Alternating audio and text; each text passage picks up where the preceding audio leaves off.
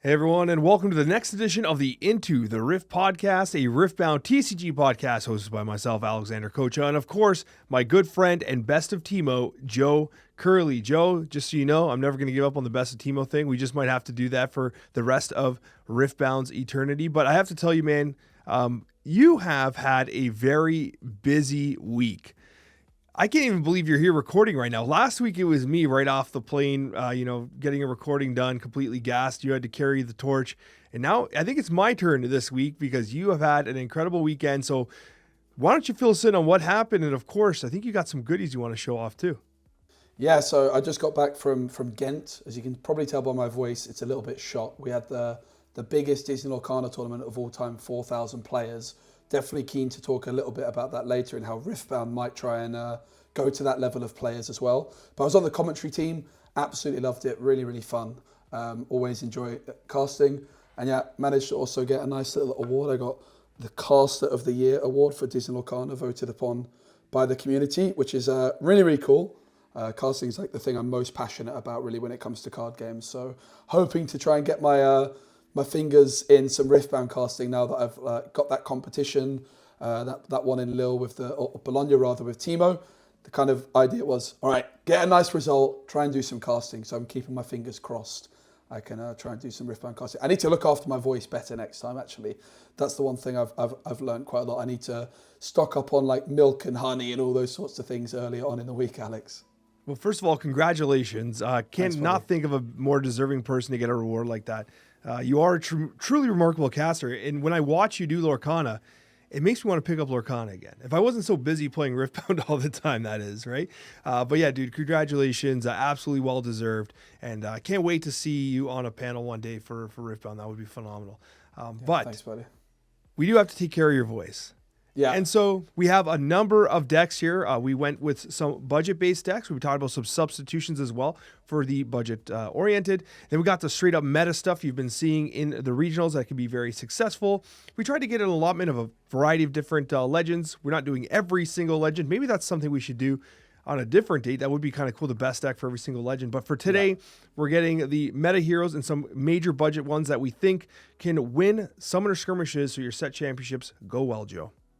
Yeah, really keen to see what we've got in store because, I think that like going down a budget route, Alex, is something I'm really passionate about and trying to. I know that our viewers have really enjoyed our budget videos, and I think you can absolutely play Riftbound on a budget. It's like easy to think, if I want to play Riftbound, I have to spend $400 on a deck, $80 on seals, whatever they are.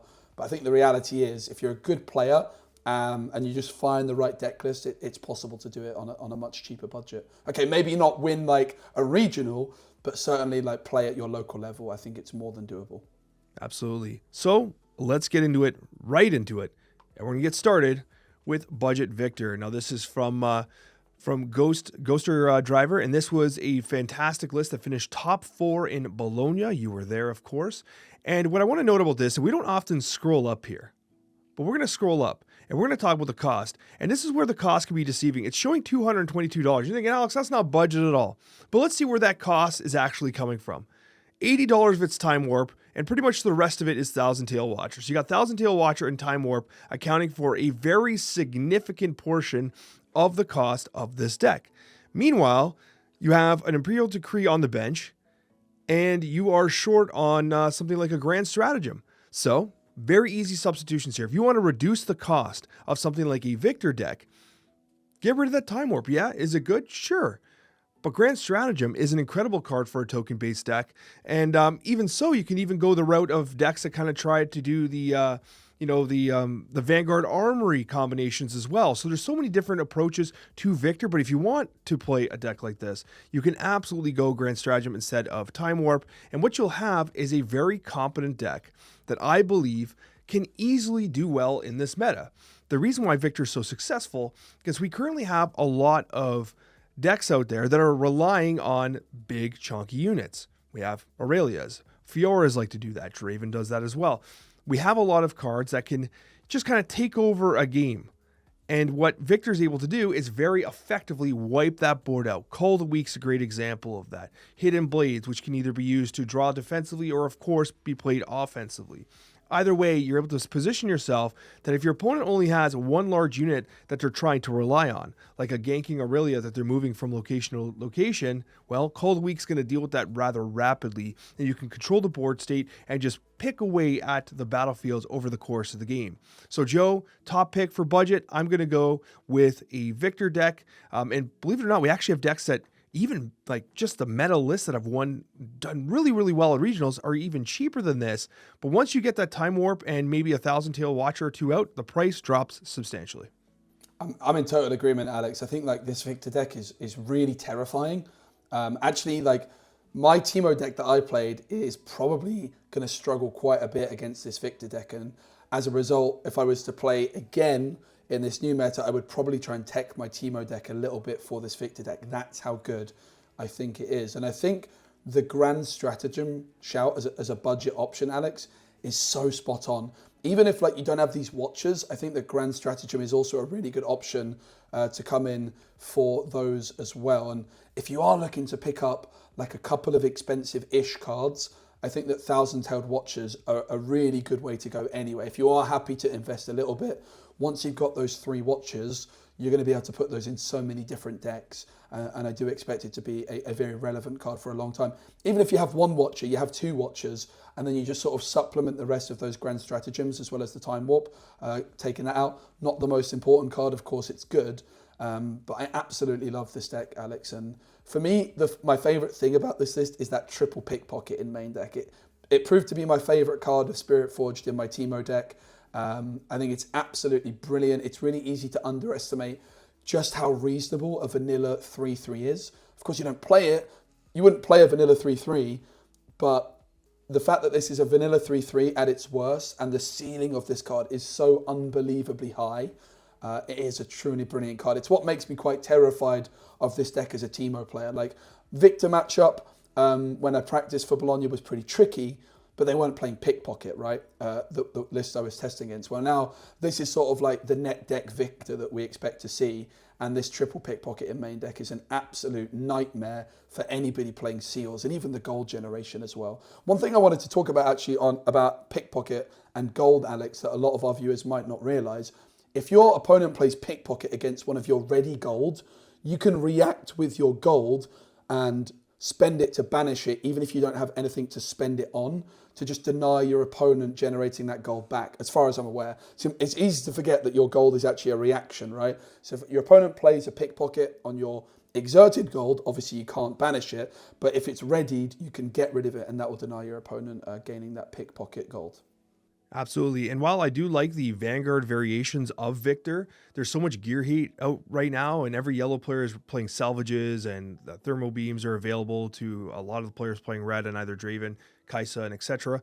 It's very easy. Oh, and Akshan. Let's not forget Akshan either. There's a lot of gear heat out there, and so the Vanguard Army feels like a much riskier play as opposed to something like this. The one thing I will caution, as someone who's been playing more Viktor than ever lately, it's I've actually trying to do this thing where I'm trying to play new decks every single week at my regionals. Not my regionals, my locals, sorry. Just so I can get like a greater breadth of knowledge about the game. I want to know more about the individual matchups. I just love the game. I want to play all the different stuff, right? For me, I think a key thing to understand here is that if you do, for instance, have none of the Thousand Tails Watchers, right? You cut all the Thousand Tail Watchers, suddenly Bellows Breath becomes cuttable too, because one of the major combinations there is you play the Thousand Tail Watcher, you reduce the might by 3, they might only be at 1 might, and then you actually are able to use Bellows Breath to wipe them out completely, right? That's one of the key combos here. In the event that you do not have Thousand Tail Watcher, do bear that in mind. Now, of course, Imperial Decree and Bellows Breath will work well together as well, so you don't have to completely, just be completely off the Bellows Breath train, but the fact that it can repeat is super helpful, and with Imperial Decree and specifically Thousand Tails Watcher, that is a combination you have to be aware of if you're being budget-oriented. Yeah, and again, like that third Imperial Decree would be a little bit greedy, but if you don't have access to 3 Watchers, right, if you're getting rid of like some of these expensive top-end cards, don't be afraid to just replace them with like budget options, like a third copy of Imperial Decree, maybe a third Singularity, a second Riptide Rex. You've definitely got options at your disposal there. Is the deck going to be better with the Watchers? Yes. Can you play it still without them and be very successful at a local level? I think you absolutely can. Yeah, I love Viktor. It's probably one of my favorite decks to play right now.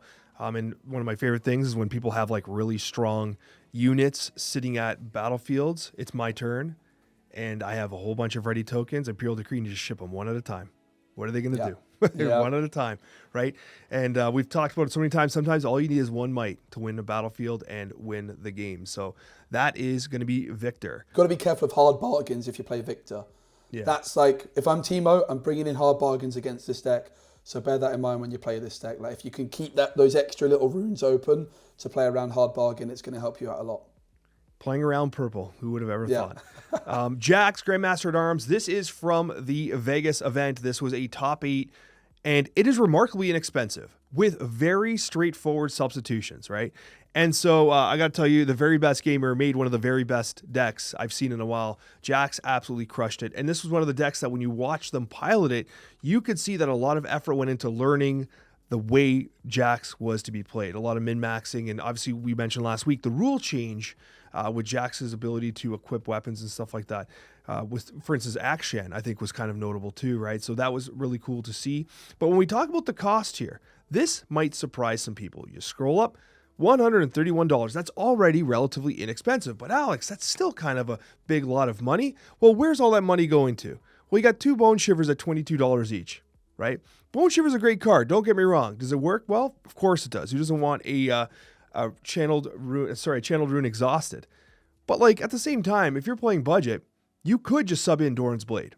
There's nothing stopping you from putting in Doran's Blade here, and that will provide a utility weapon that you can use alongside your units, and of course reduce the cost drastically. And the only other thing that's kind of expensive here is going to be Counter-Strike. And it's an amazing card, and it's only $10 per, and it is a signature card absolutely worth having if you're playing Jax. So I wanted to highlight those 2 cards. I think that if you're going to play Jax, it's worth trading for the Counter-Strikes, and if you don't want to get Bone Shivers, you could absolutely replace that with less expensive weapons in hand. Yeah, and I think all of the cards in this deck, or not all of them, but the vast majority are also going to be pretty good elsewhere, right? Like this green and orange colors, they give you like a really good platform to build other decks as well. Like the Clockwork Keeper, the First Mate, the Lucians, the Akshans, Ruin Runner, Stellarcorn Herder. Like I could just pretty much go through this entire list with the exception of probably Counter-Strike, Bone Shiver, and Aphelios.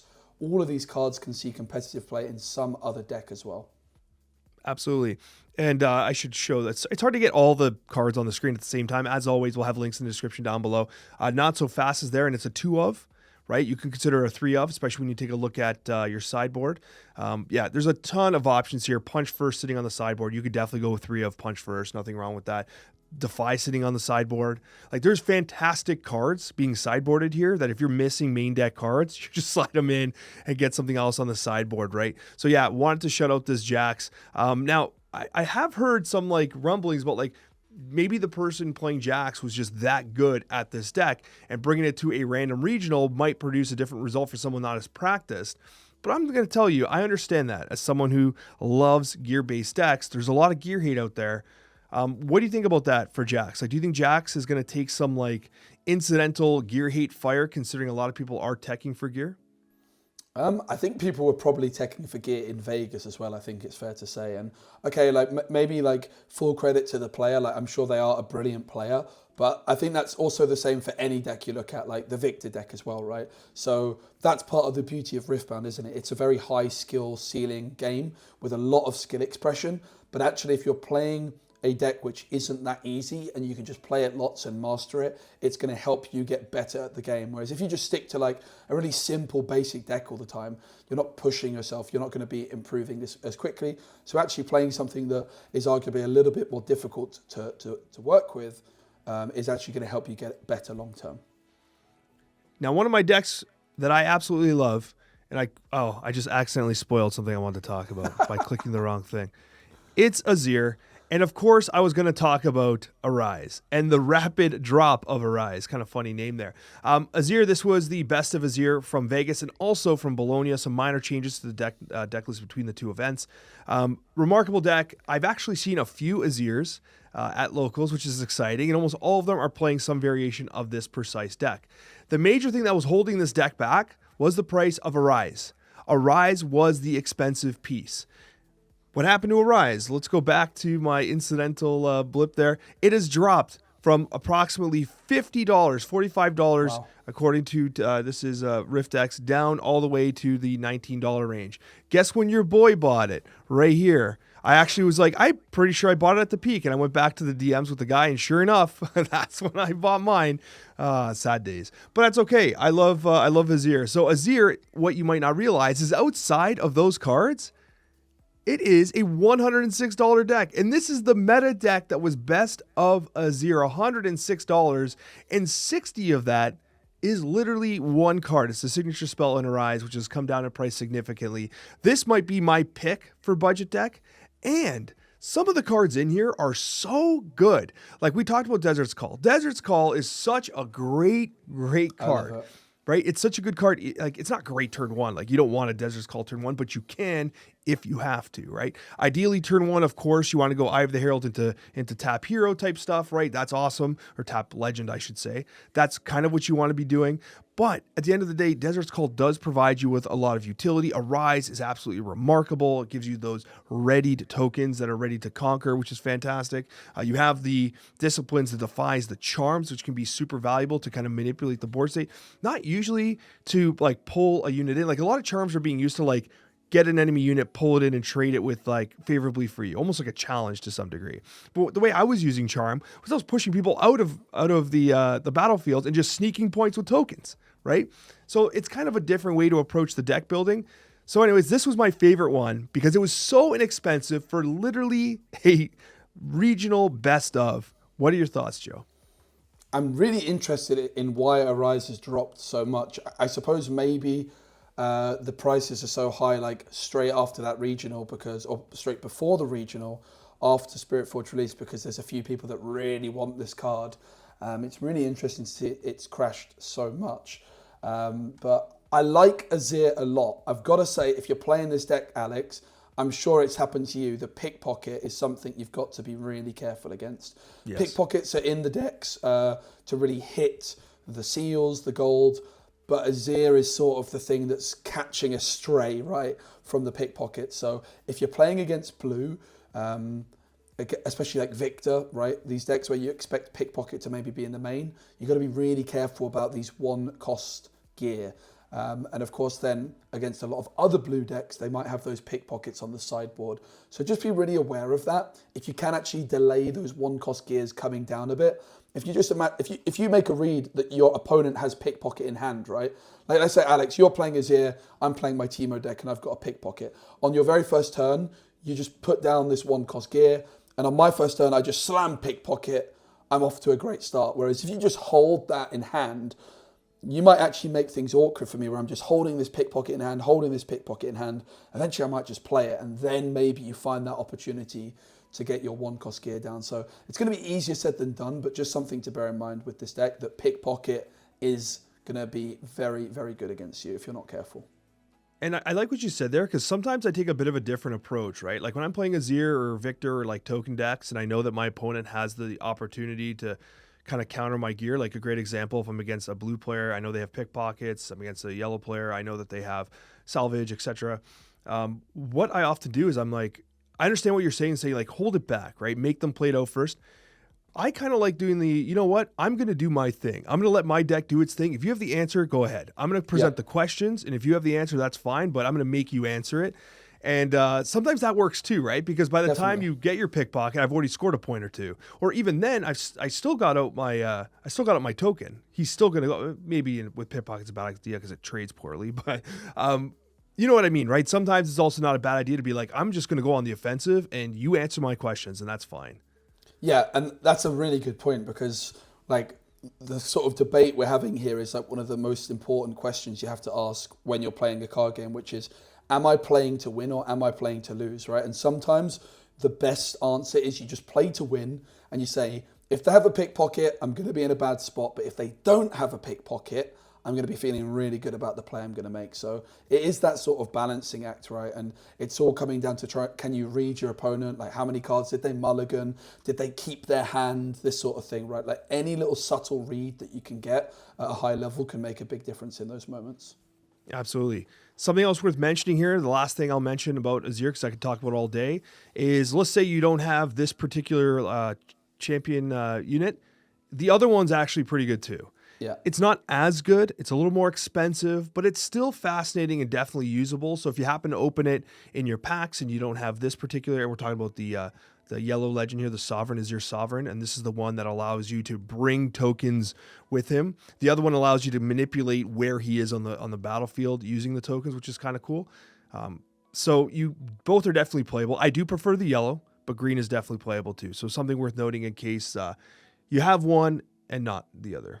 Yeah, I think the green legend, green champion rather, is actually really good. But I think that this yellow one is like exceptional, which is why we're seeing it, right? This 4 cost, 4 might, no power cost, but you have the option of accelerating it. It's a really, really great champion unit, that's for certain. Yeah, because I've even won games where, like, honestly, you like hidden blade a unit holding one battlefield, you know, or you have to do a battle where like you bring all your tokens in with all their equipment, wipe out a battlefield, you send your hero into another and pull them all back there. It's almost like free ganking to some degree, right? There's a lot of ways you can manipulate the battlefields with that particular legend, which is absolutely fantastic. Next one, again, you're going to be surprised at how inexpensive this is. And I know you're going to say, Joe, you're like, Alex, you're showing me Yi, which is cool, but also it's in Proving Grounds, Alex. What have you done? Proving Grounds, not inexpensive. I've been told the reprints are happening. Okay. Even so, I believe they made an announcement that at PAX East, which is in 2 weeks, which I'll be at, by the way. And if you happen to be there, definitely say hi. I will be at the Riftbound booth a lot. And whether I'm playing or not, tap on my shoulder, say hello. I'm more than happy to say hi. That's fantastic. That's what I'm here for. That's why I go to those events for. I can't wait to see people that love Riftbound as much as we do. But I believe they're going to have Proving Grounds in stock, MSRP from Riot, which is pretty awesome. So I think the reprints are happening. And if you ignore the MasterYi potentially being expensive, but like, I mean, even at Vegas, you could buy the legends for like $1 each. I think Yi was like $4 or maybe a little bit more because it was a different one. But like, it's $165. And a lot of that is centralized on a couple key cards. And this is more the mid-ranged, not the Dazzling Aurora version, which is obviously going to be much more expensive, right? But you have the Predator, right? A lot of the cost here is going to be dedicated to the Predator. I don't even, wait, is the Predator even here? It's in the sideboard. It's in the sideboard. I was going to say, it's in the sideboard. So a lot of the cost is coming from the side. So you have 2 Deadbloom Predators in the sideboard that are accounting for 80 of the dollars. So this is all of a sudden an $80 deck that, it's literally half the price is 2 cards, Deadbloom Predator. And then now you have the action. You got some great stuff in here. So I wanted to showcase that, like, if you can get rid of the Predator, which is an amazing card, don't get me wrong, get rid of the Predator. You're not playing an Aurora-based deck. You have a top 16 MasterYi from Bologna. And for $80 without the Predators, I think this is actually a pretty solid deck. I love Ruin Runner, Alex. As soon as I saw Ruin Runner, I was like, right, I think there's going to be some pretty good mid-range orange decks that can use this Ruin Runner as their top end. And it looks like MasterYi is the one that's being able to make the most of it, right? Really, really cool deck. Definitely excited to see more of it. I have been really enjoying. So I did some testing with some MasterYi. I actually have one Deadbloom Predator that I happen to unlock. But it's the White Flame Protector that I find really fascinating because it almost feels like when you get that 8 power, it's like it's readied because you could play it on a unit that's ready to go, provide that +8, and literally wipe out a battlefield. So there's a lot of great stuff here. Of course, you have the Zhonya's and the Guardian Angel, and we'll mention it later as well. But again, if you're budget oriented and you don't have Zhonya's being the more expensive of the two, I think it was about $14 or so. Guardian Angel is less expensive, and while they're not the same, there's a little bit of redundancy there. They occupy the same space in terms of what they're trying to accomplish. And so Guardian Angel can be a more discounted route to getting that Zhonya's Hourglass. Of course, there's some mechanics difference. You can't hide a Guardian's Angel and stuff like that. But there is the opportunity to make that replacement if you so desire. And again, you have 1 Guardian Angel in main deck and 2 Zhonya's. That could very easily be 3 Guardian Angels if you don't have Zhonya's. The battlefields are really interesting in this one, Alex, because with MasterYi, we're so used to seeing like the growth of the God Willow, which is when you hold here, draw 1. Like, I got absolutely cooked by a MasterYi player in Bologna when they went first and had that growth of God Willow. I could just never break it, and they just drew. I was able to win the other 2 games. It's really interesting to see that the best of Yi not actually playing that battlefield, which has historically been so good with MasterYi. Yeah, this deck's not running like the is it the Watcher of Water? What's his name? Why can't I remember his name? Wielder of Water. Wielder of Water. Why did I say Watcher of Water? Yeah, Wielder of Water, which has been like a mainstay in those types of decks because of the fact that it's able to defend those locations so effectively. We haven't seen that in a while. Long enough that I struggled with the name. And okay, I got one more deck, budget oriented. And I know, guys, before you jump in the comments, like, Alex, it's Irelia. What are you talking about? That ain't budget. Well, surprise, surprise, friends. Prices are crashing rapidly. There is one particular card that is keeping the cost of Irelia up. This is a top 8 from Vegas. Joe, what card do you think might be the one buoying up the cost of Irelia? I'm going to go ahead and say that it's the signature spell. Defiant Dance. And when we go here, this is a $232 deck. Defiant Dance dropping in price. It used to be over $80, was hovering around $50 for a while. Now it's $38. And so I'm just throwing out there, is Irelia going to be the next good budget deck out there? Because if Defiant Dance comes down in price, the rest of the things in this deck are not particularly expensive. Ironically, the champion is a little more costly than most. It's at $10. That's not even that crazy. Maybe for a champion a little expensive, but it's literally the Defiant Dance accounting for about $38 a pop. You get rid of that, this deck comes down very significantly in price, and you've got yourself a top 8 contender at a regional. Joe, it does not get much better than that. No, it doesn't. And if you've only got one Defiant Dance, you've only got 2 Defiant Dances, maybe you've only got 0, you could still play this deck. Let's be clear, Defiant Dance is one of the best spells in Riftbound. It's absolutely brilliant, but the rest of the deck is also really good. So if you don't have access to Defiant Dances, but you've got the rest of the cards, give the deck a go, see how you get on. Of course, the more Defiant Dances you have, the better, but it's not like you can't play this deck just because you don't have it. I wouldn't recommend playing it a regional, again, without those Defiant Dances, but at a local level, you can absolutely get away with some substitutions. What I'm trying to say, though, is that even if you don't have the Defiant Dance and you commit the $38 to buying 1, 2, or maybe even 3, you're still way more ahead than you were a month ago. Sure. Like literally half the price they used to be, and now you have 3 of the best signature spells, if not just spells, in the game, right? And for those that might be just listening on the road thinking like, man, I can't remember what Defiant Dance does. Reaction speed, it is a 1 energy, 1 power, give a unit +2 this turn and another -2. So basically for 1 power, 1 energy, a 4 might gap is generated. Absolutely insane. It's an amazing card, and it's one of the staples of Irelia. And it's always been the one that's been so expensive. It's good to see it coming down in price. Alex, I needed you in my ear when I was playing on the stream table, reminding me of what Defiant Dance did, because my biggest blunder of the weekend was not realizing it could target at the battlefield and at the base. I spent 5 minutes doing all these calculations, making sure I had it all spot on, and then I was surprised very quickly. I got away with it, lost the next round on time, but yeah, this is the Defiant Dance is going to haunt me for a while, I think. Well, I mean, the game is so complicated. I feel like every single time I play Riftbound, I learn like a new rule, like a new nuanced rule that I had not considered prior, right? Every single time. I can't even think of an example. It just happens so often. I'm like, and me and the opponent or the person I'm playing with, we'll both be like, I'm not sure. And they're like, I'm not sure either, honestly. And we'd call the judge or be like, we both don't know how this works. And the judge is like, let me get someone else for a sec. Like the amount of times that happens is actually insane. And I know people in the comments are like, that's because the judges don't know what they're doing. They're trying, still new game, but also game is hard, man. This game is complicated, and that's part of the fun, though. And it's only going to get more complicated as more sets come out. So yeah, I don't blame you for doing that. It's also part of the skill of the game, right? And why like these best-ofs are so brilliant. Like I played against so many different decks in my regional run, and just misunderstanding one single card text made it didn't actually end up making the biggest difference in terms of the result, but it meant I wasted quite a lot of time, and that ended up costing me in game 3. Absolutely. Now, at this point, we're going to move on from the budget-oriented stuff. We're going to talk straight meta. Yep. Okay? We're going to talk, I don't care if it's $500 or if it's $5. 5,000. We're talking about 5,000? We're doing 5,000? Can you even spend $5,000 on a deck in Riftbound right now? Probably not. Think I mean, so, right? with signatures, you might be able to get there. Maybe. Black Lotus just slid into the deck. That's more than 5,000. What am I talking about? More like, I don't know. What did the last Black Lotus go for? Like $500,000? 5 million? I don't know. Someone in the comments will let me know how much Black Lotuses are going for right now. Anyways, long story short, we got started Draven.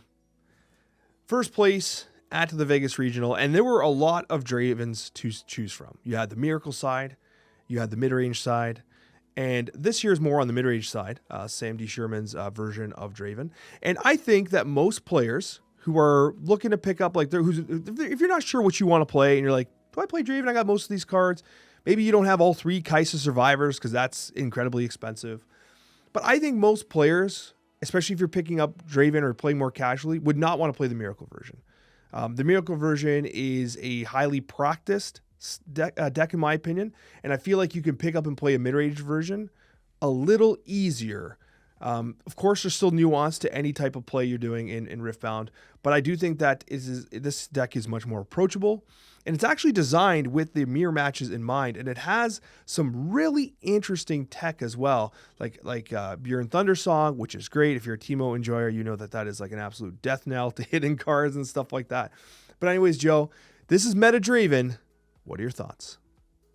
Yeah, I think like you mentioned earlier when we talked about Jax, Alex, like some people might say, the only reason Jax got top 8 was because it's a really difficult deck to play. I think like the difference is like Jax is probably a very punishing deck to play, where if you make like one mistake against a Draven player, you're probably going to lose. Whereas a Draven deck, because it's so inherently powerful, you've kind of got like the stabilizers on a little bit almost. You've got a bit of a safety net. You can afford probably with this deck to make some suboptimal decisions, and just because of the nature of the strength of this deck, you can just about get away with it. So it's a really good deck. If you're just looking for the best deck in Riftbound, the best deck to secure those Summoner Skirmish wins, play Draven. I think it's as simple as that.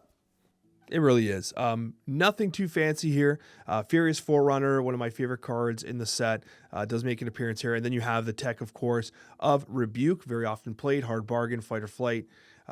I have always enjoyed Overzealous Fan and Treasure Hunter. Glad there's 3 ofs of both in this. It's like, what are you going to play? Some people have said, you're either going to pick one or the other. You playing Treasure Hunter, you're playing Overzealous Fan. Well, why not play both and win a regional tournament is what Sam decided here. So solid deck overall. We talk about Draven literally nonstop. The sideboard is a whole bunch of one-offs, and I do remember, with the exception of Mind Splitter, which I think made a very, very big presence in his run to the championship. So very well-rounded deck. One that you can absolutely win your set champs with.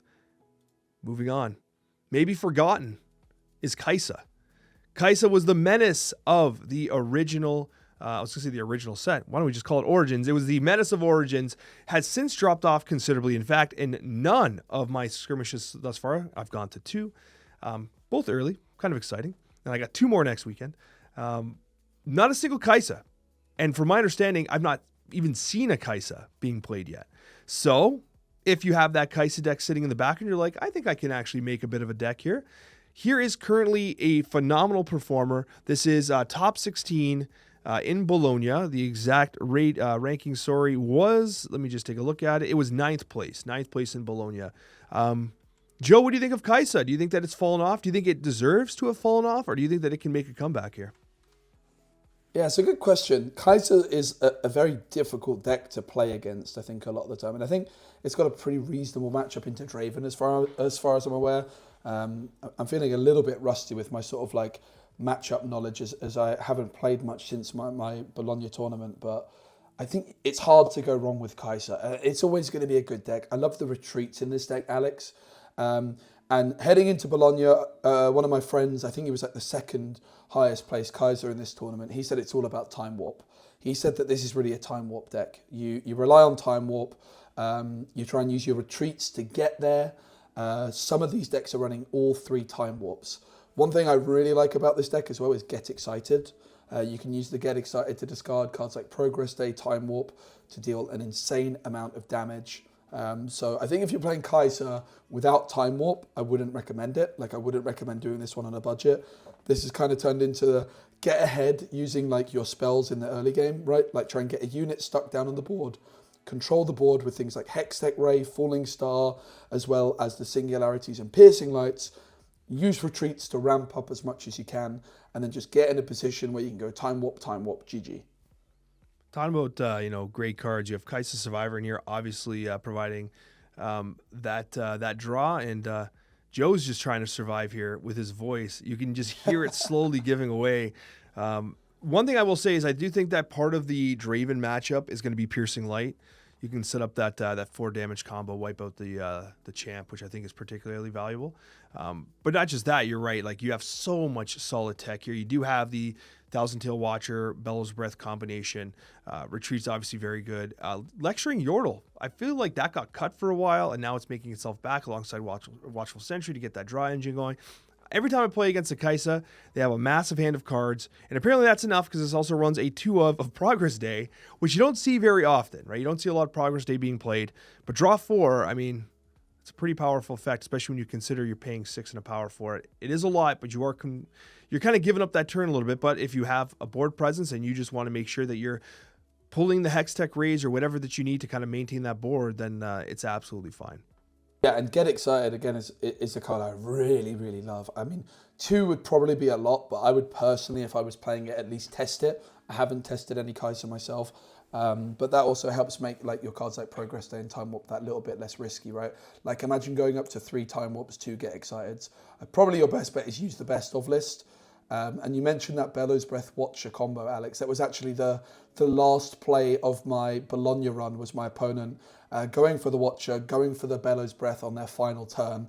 Fortunately for myself, I had the hard bargain in hand to deny it, and it just about eke a draw out of that one to secure the best of Teemo. But that is a really, really frightening combo to deal with. And I had a lot of conversations about that combo with some friends of mine, and they suggested actually the best way to do this combination, which would have maybe made things more awkward for me. My opponent played the Watcher and then the Bellows Breath, as sort of like, and then they were tapped out. But if you play the Bellows Breath first, I have a really hard decision on whether I hard bargain it, and then the Watcher comes through afterwards. It would still remove my units from the board, but if I don't hard bargain that initial Bellows Breath because I'm not as concerned about it, it may be.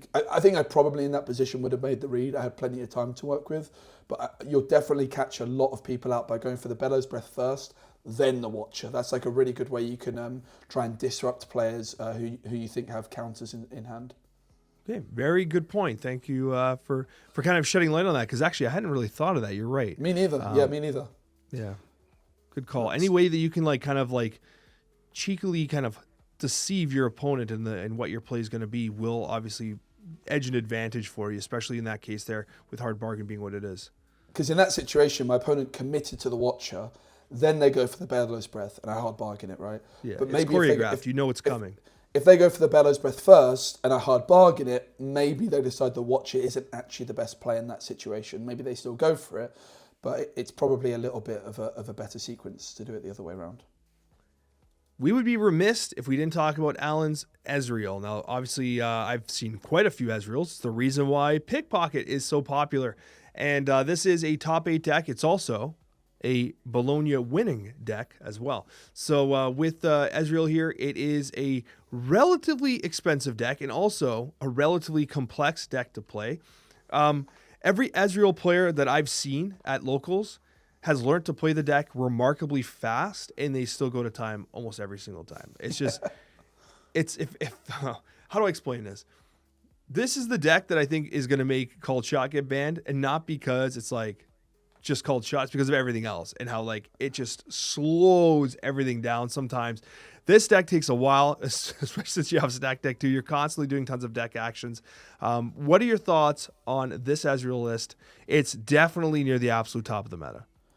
Yeah, I'm still yet to play against this exact list. Like I said, I haven't played much since Bologna, and it was, in fact, I don't think I've played a single game since Bologna, and it was obviously Bologna where Alan first took this, and then they also took it to Vegas. So it's a deck that I'm really excited to play against myself a little bit more, but certainly Alan is an extremely efficient player that's practiced this deck immensely, and as a result was able to have a great result with it without, I think, going to time much at all. But it's not something I would recommend picking up right now. If you haven't already been playing it, you're probably better off maybe just at this stage. If you're not planning on playing that much more set 2, probably go for something else. If you've already been playing it, keep going for it. If you want a real challenge and you're happy to put the time in to practice this, go for it. But it is important to get the reps in, because you are going to need to play quickly, or you're going to cost yourself, right? Like if you're just showing up to your locals, you've never actually played this card. Even if you just like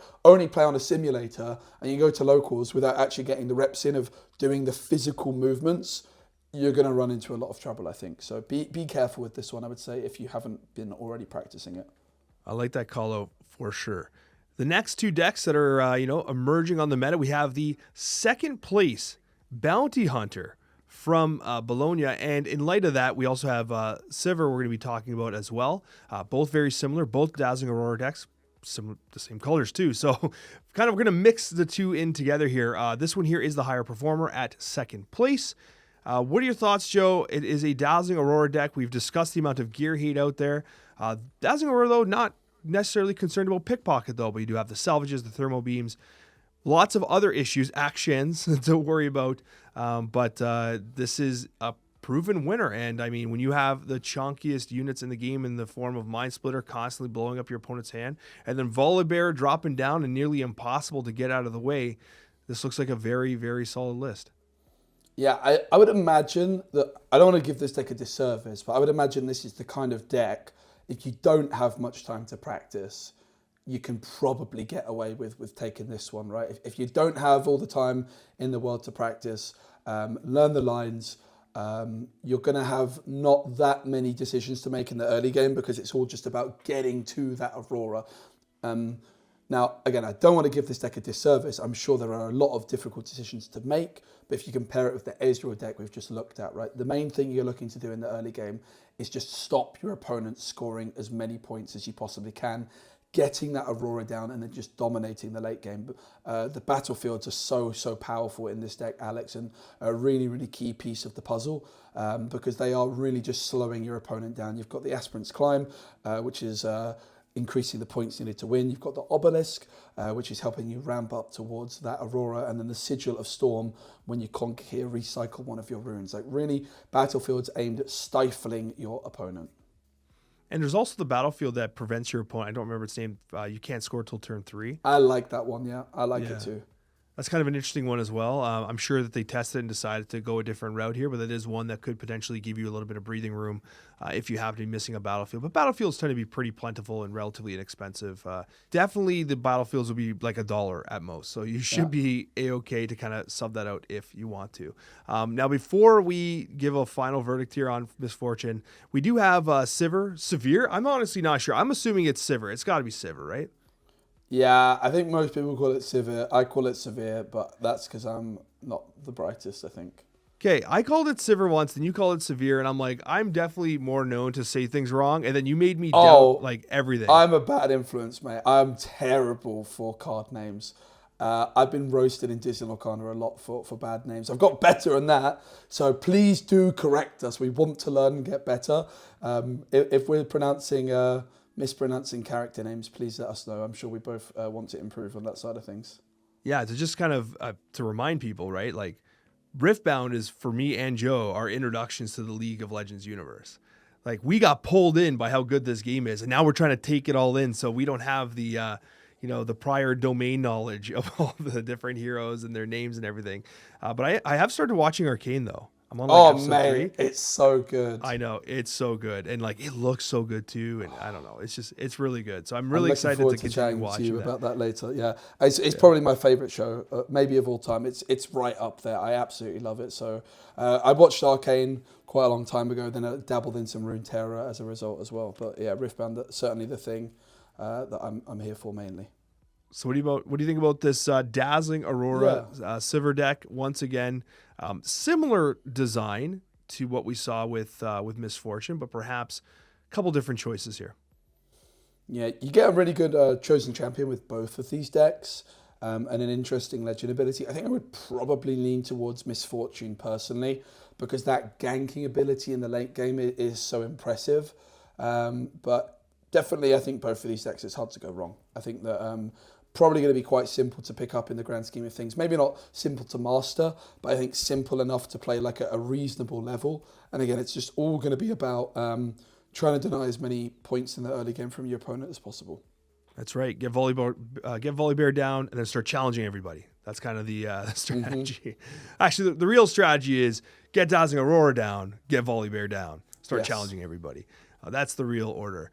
We got 3 more decks to talk about, and we don't want you to forget about some absolute bangers. So we're going to talk about Lucian, because I think Lucian has not had too much discussion. But this deck I beat this guy. I beat him. Did you? Yeah, I beat this guy. It was lovely. 2-1 win.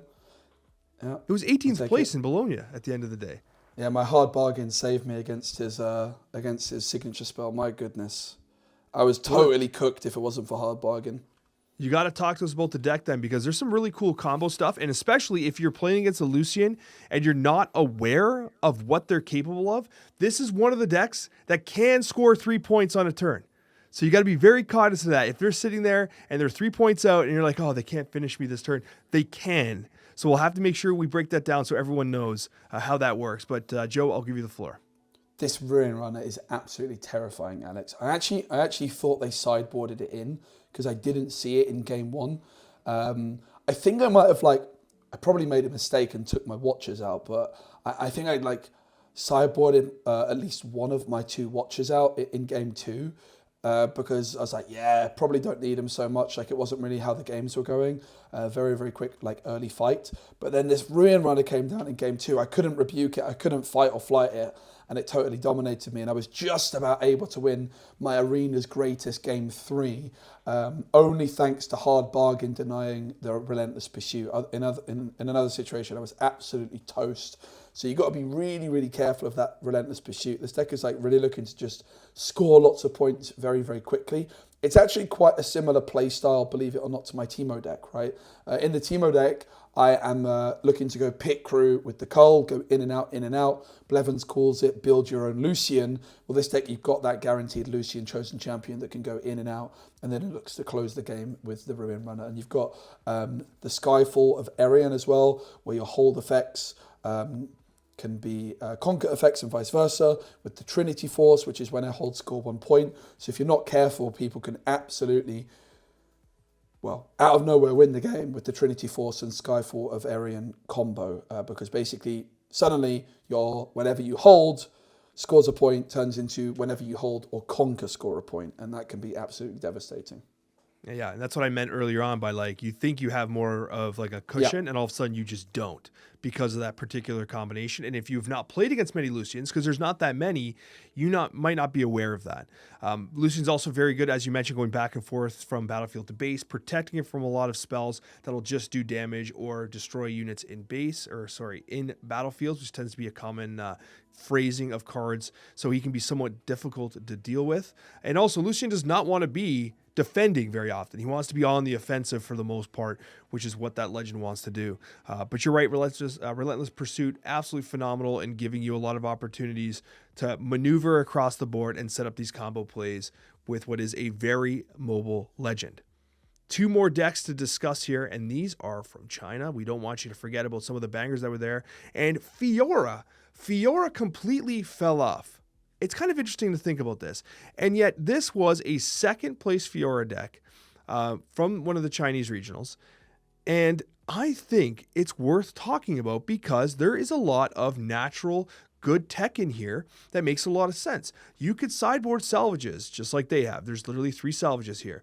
You have Sabotage, which is remarkable. Riposte, which is phenomenal. One of the best signature spells in the game. This is a really, really, really good deck. And I feel like it's not quite getting the love in North America that it deserves. So I wanted to bring it up. You might have forgotten about Fiora, 2nd place in a Chinese regional. I think this list is legit. Baited Hook is so terrifying, Alex. For my Teemo deck, when I've written a guide for Teemo, and I sort of when I was thinking about matchups, I was like, Baited Hook, terrible matchup. This card is so terrifying. I suppose probably what this deck is suffering from is the fact that there is a lot of item removal in the game at the moment. And if you play down a Baited Hook and it gets removed shortly thereafter, I think this deck loses a lot of its steam. So I think that's probably why it's struggling a bit, right? A lot of people are sort of misrepresenting the Chinese meta, I think. And ultimately, the Chinese meta that we're looking at is how the meta game started, right? everybody in North America and Europe was looking at the Chinese results, and they also had all of the cards available so they could test on simulators, right? And at the very start of the metagame, item removal wasn't finding its way into decks as much as it is now. So Baited Hook maybe had more of an opportunity to really take over. I wouldn't be that surprised if it's still pretty good, to be honest. So it's definitely a deck I would be interested in. I think Baited Hook is a phenomenal card. You can do some really, really cute things with Baited Hook in this deck. Like you use a punch first, and you think it's just good getting like +5 for an important fight. Well, suddenly you get that +5 for an important fight, and you also use your Baited Hook, making use of that +5, and suddenly turn like an honest broker into a harness dragon. It's really quite outstanding. Yeah. And for the record, I should have introduced this properly. These next two decks, like this one and the next one, I have written down as not meta, but cool. So that was kind of like what I meant to say. Obviously, Fiora is not meta, but I wanted to put it back on your radar because I think it was really neat to see. And you are right. Like, Baited Hook is the same reason why playing Vanguard Armory and Viktor like I did, it felt risky sometimes, especially in that second game where I'm like, oh, there they go, teching in 3 salvages, right? Like they're like every single game, it's like I'd get it out game 1, and then all of a sudden my opponent's like sideboarding 3 cards. I'm like, I wonder what those are. So yeah, absolutely. On that note, I'm not sure if it was this player, but certainly one of the Fioras that did really well in China actually sideboarded out their Baited Hooks in the final at one point when they expected their opponent was bringing in salvage. So that's also something you could consider, right? And actually, especially if you're against yellow, like salvage as a card is really, really bad if your opponent doesn't have item removal. So that's something you can definitely consider trying to sort of mind game your opponent with those little things. And Joe, don't worry, we're going to let you go to bed right now after we discuss Annie, first place in China, and people have just completely forgotten about Annie. And obviously it won the Houston Regional as well. However, that was in Origins. This was a Spirit Forged victory, but a lot of holdover here. We actually only see a few additions from Spirit Forged, which might be exciting for some people, but also this feels like, I called it pay to win Annie, because if I scroll up, this deck is $568. That is a lot of money. Inverted Timeline's $25. Flashes, $57, guys. Flashes are $57. That is absolutely ridiculous. And then, of course, you have the Kaisa Survivors at $90. Pay to win. And, of course, Annie herself is $18. How is Flash so expensive? That's so tragic. That is absolutely ridiculous. It's hard to see, but as we said, Proving Grounds being reprinted, that's kind of cool, isn't it? Yeah, it is. And Flash is such a key card in this deck. Like the deck is almost built around it now. Actually, did play against one Annie in my run, like quite high up, and Flash is really, really scary. Is there any Ride the Winds in this one, Alex? Because Ride the Wind is a really, really interesting call in this deck. You don't see it all the time.